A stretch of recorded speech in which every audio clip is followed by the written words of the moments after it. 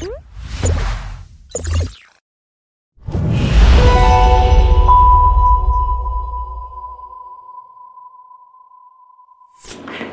Welcome to the podcast. कैसे हो आप? मैं बढ़िया, आप बताइए। सर मैं भी अच्छा। सर मैं आपसे पूछना चाहता हूँ, let's suppose I am a first year student at Galgotias और मेरे को डेवऑप्स पे तैयारी करनी है अपनी। अब मेरे लिए क्या एक परफेक्ट रोड मैप हो सकता है? Okay, so let me tell you what is DevOps first. Like is DevOps is nothing, is CI/CD. CI/CD continuous integration, continuous delivery. So DevOps में basically हम क्या करते हैं, हम जैसे कि like मैं गिविंग एग्जांपल कि हमारे पास एक टीम है, टीम मल्टीपल मॉड्यूल्स पे काम करती है, तो उसको कंटिन्यूसली इंटीग्रेट करना और उसको डिप्लॉय करना somewhere on the Azure cloud. ठीक है, तो उसमें अगर आपको चीज़ों को स्टार्ट करना है, अगर आपको उनमें अपनी कोई भी चीज़ों को स्टार्ट करना है, तो कैरियर को अगर आप उसमें बिल्डअप करके लेके जाना है, तो अज्योर डेवऑप्स के लिए जो माइक्रोसॉफ्ट के ब्लॉग्स है एक्चुअली आप उनको रीड करो स्टार्टिंग से। ठीक है, उसके अपने माइक्रोसॉफ्ट के अपने खुद के सर्टिफिकेशंस है, आप उनके कंटेंट को रीड करो। और डेवऑप्स पे अगर आपको आगे फर्दर लेके जाना है अपने आप को, तो एक्चुअली इसमें पाइपलाइंस बनती है। ठीक है, पाइपलाइंस मतलब मैं बोलूँगा तो आपको कि हम स्टेज बाय स्टेज कोड को कैसे डिवाइड करते हैं एक इन्वायरमेंट से दूसरे इन्वायरमेंट पे। ओके। अब अगर मैं आपको एग्जांपल दूँ इस चीज़ का, जैसे कि मेरी एक आईटी कंपनी है, एग्जांपल दे रहा हूँ मैं, तो मेरे पास 10 डेवलपर है, उन्होंने किसी भी मॉड्यूल पे काम किया, उन्होंने कोड को अप किया, मर्ज किया। अब उन्होंने मर्ज करने के बाद सबसे पहले वो एक इन्वायरमेंट पे डालेंगे, उसको बोलते हैं हम डेवलपमेंट इन्वायरमेंट। टेस्टिंग पहले development environment. Development environment means मैं खुद अपने कोड को टेस्ट करूंगा सबसे पहले। सारे डेवलपर मिलके अपने कोड को एक कॉमन इन्वायरमेंट पे डालेंगे, उस पर सारे डेवलपर अपनी टेस्टिंग करेंगे।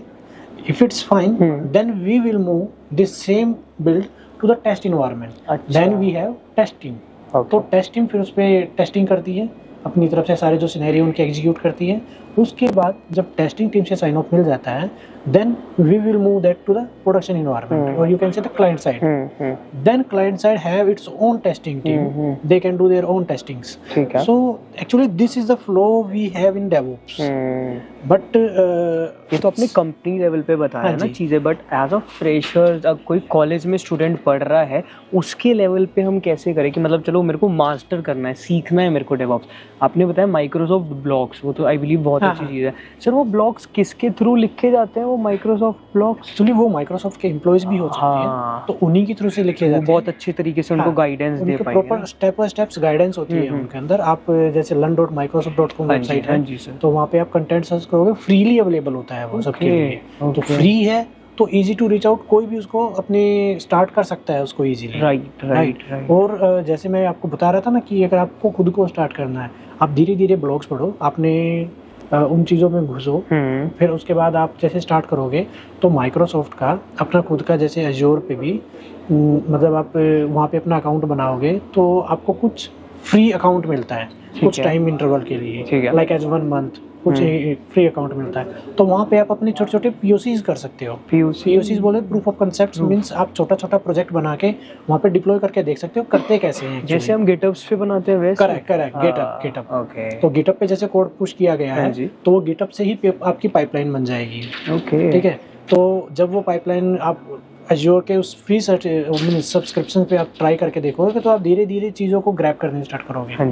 फिर धीरे धीरे आप छोटे से बड़े प्रोजेक्ट की तरफ मूव कर सकते हो। आप लर्निंग पाथ अपना इसी डायरेक्शन में लेके जा सकते हो। सर आपने अपने कॉलेज लाइफ में कैसे सीखा था डेवऑप्स, कौन से ईयर में ट्राई करा था, क्योंकि आप प्रोजेक्ट्स वगैरह के बारे में बता रहे थे। हाँ, एक्चुअली अभी मेरे फ्रेंड ने बताया था शायद अभी आपको कि हमने कॉलेज लाइफ में हमें एक 4 semester you can say second year में हमने एक प्रोजेक्ट बनाया था। तो हम दोनों ने मिलके एक, एक्चुअली हमारे एक प्रोफेसर थे, उन्होंने हमारी कॉलेज में आके हम सबको एक अपॉर्चुनिटी दी थी कि आप ना, हम मेरे पास एक प्रोजेक्ट है मेरे किसी सर्कल में, आप उसको बनाना चाहते हो तो बनाओ। तो मैंने और मेरे फ्रेंड ने अपना हैंड रेज किया और हमने सोचा कि क्यों ना हम ये चैलेंज एक्सेप्ट करें। तो हमने वो चैलेंज एक्सेप्ट करा और उसके बाद हमने उसको जो जो हमें रिक्वायरमेंट मिली, एक्चुअली वो कॉलेज लाइफ था, उस टाइम इतना रिक्वायरमेंट गैदरिंग में किसी को पता नहीं होता है, अच्छा है ना, वो डिपेंड करता है एक्सपीरियंस के बेस जी पे। सर, तो जो जो रिक्वायरमेंट हमें उस टाइम समझ में आई हमने गैदर करी, हमने उसके बेस पे प्रोजेक्ट बनाया और जो भी हमारा कॉलेज था उसको हमने सेटअप इंस्टॉल करके दे दिया। ओके। हम बहुत सारे चैलेंजेस आए एक्चुअली, हमें ना उस टाइम एक इशू आया था, शायद फ्रेंड ने नहीं बताया होगा आपको। एक इशू ये आया था कि वो प्रोजेक्ट हमारे कंप्यूटर पे चल रहा है बट टीचर के कंप्यूटर पे नहीं चल रहा था, प्रोफेसर जो कंप्यूटर थे उनके कंप्यूटर पे नहीं चल रहा। मेरे साथ भी बहुत बार ऐसा हुआ है। तो अच्छा, फिर ऐसा हमने ऑब्जर्व किया, तो हमने दोनों ने बैठ के थोड़ा दिमाग लगाया कि मतलब ऐसा क्या हो सकता है कि जो हमारे यहाँ चल रहा है उधर नहीं चल रहा है। बिल्कुल, सब कुछ सही है, डाटा भी वो सेम सॉफ्टवेयर उधर है, सेम सॉफ्टवेयर इधर, कोड सब कुछ वगैरह सेटअप सेम सब जैसे है, ही सब है। कुछ सेम है। तो फिर हमने मतलब एक दिन निकल गया, हमने सारी रात कोशिश करते रहे, तो हमने कुछ हिट एंड ट्रायल्स किए बट वो नहीं चला। फिर ऐसे ही रैंडमली जब 3-4 दिन स्ट्रगल करने के बाद हम 3-4 दिन वहीं रुके, 3-4 दिन स्ट्रगल करने के बाद हमने देखा कि सिर्फ एक सिली सी मिस्टेक थी, सिर्फ डेट फॉर्मेट की। हमारा डेट फॉर्मेट कोई और था और उनके सिस्टम का डेट फॉर्मेट कोई और था। तो इसी वजह से एक्चुअली वो प्रोजेक्ट VB.NET में था। एक्चुअली मैंने अपना प्रोजेक्ट जो स्टार्ट किया था कैरियर VB.NET से स्टार्ट किया था। तो VB.NEट में वो प्रोजेक्ट बनाया, उसमें SQL क्वेरी हमने जो लिखी हुई थी, तो उनके डेट फॉर्मेट में इशू आ गया।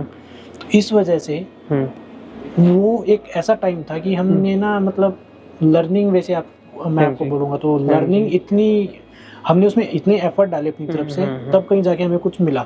एग्जैक्टली। तो हमें एफर्ट डालने ही पड़ेंगे, राइट। अगर हमें कुछ गेन करना है तो एफर्ट डालने ही पड़ेंगे। और मैं तो सिर्फ ये कहूँगा कि डिले नहीं करनी चाहिए कोई चीज़ को। आज अगर आपको कुछ करना है अपने कैरियर में इन टर्म्स ऑफ कोई भी, आपको माइक्रोसॉफ्ट की तरफ जाना है, एज़्योर की तरफ जाना है, तो आज से ही स्टार्ट करो, अभी से ही स्टार्ट करो और एफर्ट डालो, तभी मतलब आप अचीव कर पाओगे उस चीज़ को। सर, आपका इंटरव्यू प्रोसेस क्या था माइक्रोसॉफ्ट में? एक्चुअली इंटरव्यू प्रोसेस बहुत स्मूथ है। जब मैंने इंटरव्यू दिया ये, और अब मैं इंटरव्यू ले भी रहा हूँ। ओके। हाँ, मतलब तो आप कैसे इंटरव्यू लेते हो माइक्रोसॉफ्ट में? तो जब हम इंटरव्यू लेते हैं तो सबसे पहले ना, क्योंकि Microsoft is a big organization ना, तो बहुत बार ऐसा होता है कि सामने वाले बंदे के माइंड में एक प्रेशर आता है कि हम माइक्रोसॉफ्ट में इंटरव्यू दे रहे हैं। तो हमारी सबसे पहली प्रायोरिटी होती है हम उसके साथ ना बिल्कुल फैमिलियर हो जाए, उसको उस लेवल पे लेके आए ताकि उसके अंदर से वो हेजिटेशन निकल जाए। उसको कभी भी ये ना लगे कि आप एक बहुत मतलब आपके ऊपर माइंड पे प्रेशर है कि पता नहीं क्या पूछ लेगा टाइप से कुछ जो होता है ना। तो ये चीज़ें हमारा सबसे पहले काम होता है कि हम कैंडिडेट को चील कर दे अपने हिसाब से, और उसको ना अपने हिसाब से अपना कूल डाउन कर दे कि अब ये आराम से फ्री माइंड होके आंसर दे पाएगा। और माइक्रोसॉफ्ट में जब इंटरव्यूज़ होते हैं तो माइक्रोसॉफ्ट एक्चुअली बेस लेवल की चीज़ें बहुत ज़्यादा पूछता है। तो अगर माइक्रोसॉफ्ट में इंटरव्यू के लिए प्रिपेयर करना है तो आपको अपने रूट चीज़ों पे काम करना चाहिए, डोमेन चीज़ों पे काम करना चाहिए। और मैं बोलूँगा तो जो बेस होता है ना, जैसे डेटा स्ट्रक्चर, होप्स, ये चीज़ें, इन चीज़ों पे मेजर फोकस होता है। Right. So that's very well. Sir 2025 में क्या टेक्नोलॉजीज बूम में आने वाली है? देखिए अभी तो आपको भी पता है कि मतलब AI is boom in market, और ये अभी रहने वाला है। तो मार्केट में AI ही आगे जाने वाला है।